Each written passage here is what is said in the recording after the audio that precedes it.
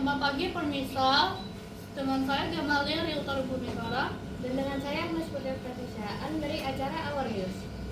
Pemirsa, berdasarkan dari jumlah kematian di Indonesia akibat COVID-19 adalah 161.954 orang, yang paling kasus terbanyak terdapat di Jawa Tengah. Dan dengan data di seluruh dunia mencapai 6,97 juta, dan dengan kematian terbanyak berada di negara Amerika Serikat. Bisa kita lihat data kematian ini sangatlah tinggi, dan bisa kita simpulkan bahwa COVID-19 sangatlah berbahaya. Kami memberikan informasi umum kepada pemirsa mengenai COVID-19. Kami serahkan kepada reporter kami, Catherine Madeline. Halo, Assalamualaikum, Shalom Om Swastiastu, Namo Buddhaya, dan salam kebajikan. Bagaimana kabar pemirsa? Semua mudah-mudahan baik dimanapun kalian berada. Saya Catherine Madeline dari organisasi Our News sebagai reporter dalam kegiatan kali ini. Tujuan wawancara kali ini adalah untuk mengetahui apa itu COVID-19,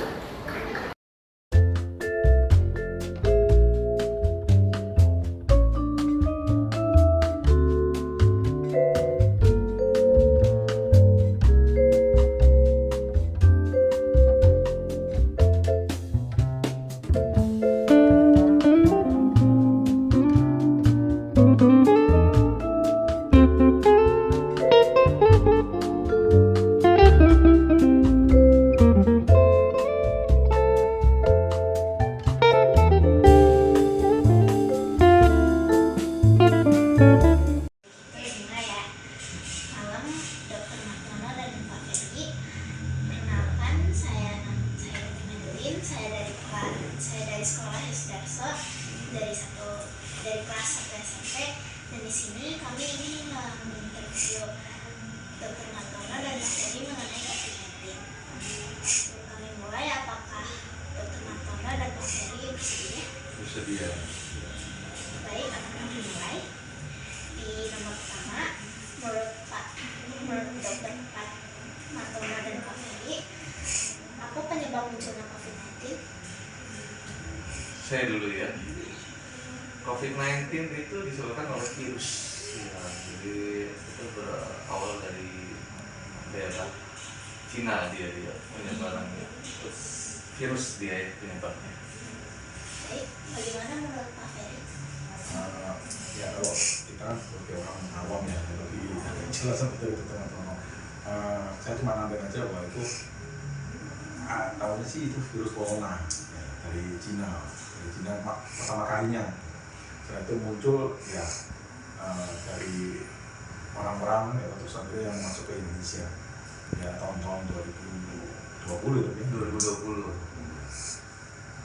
Untuk pertanyaan yang kedua, di mana pertama kali terjadi COVID-19?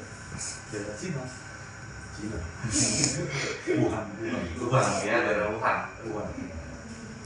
Pertanyaan ketiga, kapan pertama kali penyakit COVID-19 muncul?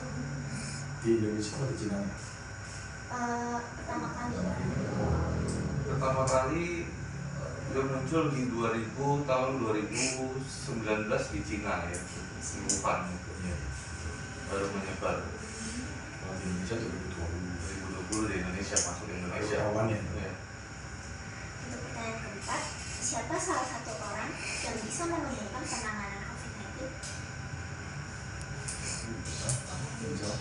Menemukan penanganan COVID-19? Maksudnya gimana? Di Indonesia? Ya bisa di Indonesia, misalnya kayak dokter atau yang lebih jenius lah untuk. Oh gitu ya, dokter Ya. dokter. Kalau nama orangnya sebenarnya untuk obat COVID-19 itu sendiri belum ada ininya ya, obatnya gitu. Jadi hanya untuk mencegah gejala aja ya, untuk mengurangi simptomatik. Obat-obatan itu dikasih, tapi virus itu juga belum pasti sampai sekarang gitu. Dengan virus. Pak Ferry? Ya, COVID-19 itu sebenarnya kayak flu ya. Tapi itu lebih dalam lagi kena flek paru-paru gitu ya. Paru-paru. Nah, untungnya di Indonesia itu dia ada komandonya langsung dari Presiden Jokowi waktu itu ya.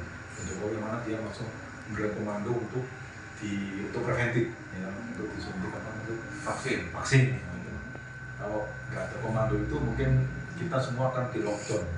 Waktu di lockdown, waduh, kita makan apa semuanya?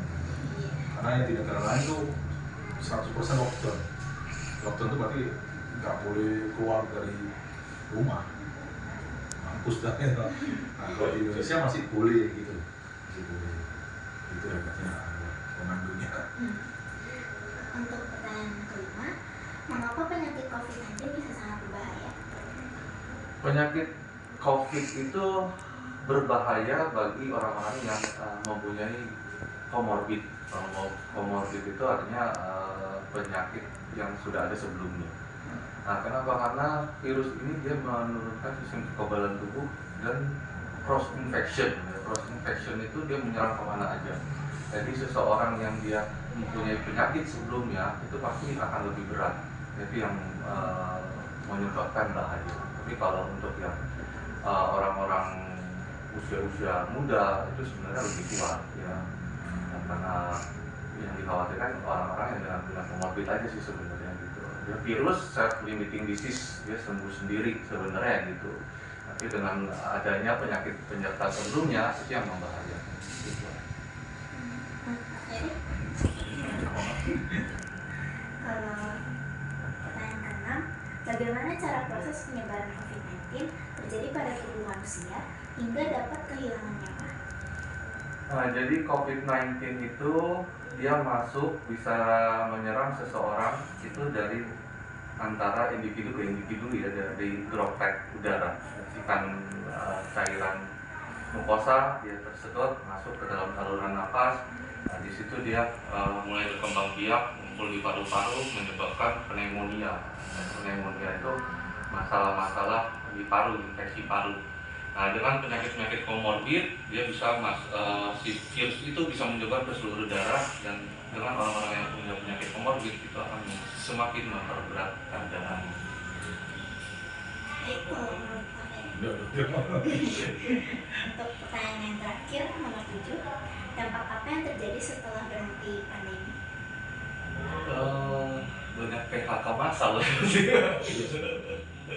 Kalau untuk di kesehatan, syukurnya orang jadi lebih peduli dengan kesehatan. Contohnya misalnya dengan rajin cuci tangan, sekarang terus menghindari polusi dengan menggunakan masker, itu salah satu dampak positifnya setelah dari COVID. Tapi kalau dampak negatifnya ya itu tadi banyak PHK ya karena penyakit COVID itu ya. Kalau kita sih mau nambahin ya, kalau dampaknya itu biasanya di perusahaan yang otomotif yang paling banyak. Nah, karena kan kita kan pengusaha truk itu justru melihat yang ramai justru itu tuh apa namanya kayak Mayoran, Nestle, KCMG, food yang apa namanya yang untuk dimakan. Kan orang-orang semua kan di rumah, mereka butuh snack, makanan, minuman, kopi ya itu. Semakin berkembang. Makanya itu semakin berkembang, betul. Tapi yang otomotif kayak motor, mobil itu semua stop. Konsumtif ya, itu jadi banyak penurunan di produksi barang-barang konsumtif. Itu pihaknya di situ. Ya ada plusnya ada minusnya. Baik, segitu aja sih wawancaranya. Makasih ya Dr. Martono dan Pak Ferry. Mohon maaf kalau di pertanyaan tersebut masih ada kesalahan. Ya, sama-sama. Mungkin jawabannya juga agak sempurna ya. Ya, terima kasih Dr. Martono dan Pak Ferry. Terima kasih. Terima kasih Catherine Madeline sebagai reporter hari ini. Sekian dari perjumpaan kita hari ini. Nantikan berita kami selanjutnya. Saya Agnes Putri Dan saya Rio bersama petugas Our News pamit undur diri dan sampai jumpa.